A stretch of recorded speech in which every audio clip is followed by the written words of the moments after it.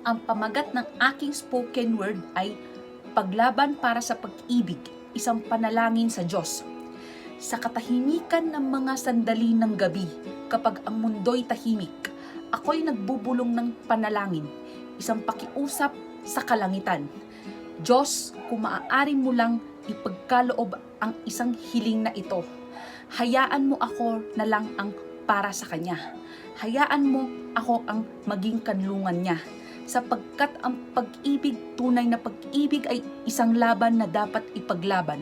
Isang karapatan na dapat angkinin. Isang pangarap na dapat habulin.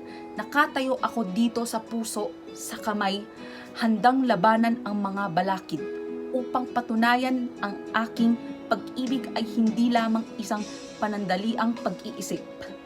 Humihiling ako sa Diyos ng buong lakas na makita ang lalim ng aking puso, ang tibay ng aking laban, sapagkat sa mundong ito ng kaguluhan at kawalan ng pag-asa, pinipili kong magmahal, magmalasakit at maging naroon.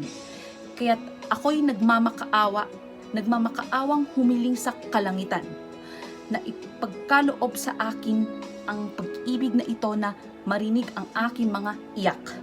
Sapagkat handa akong lumaban, tumayo sa aking panindigan upang ipakita na ang tunay na pag-ibig ay natagpuan ko na.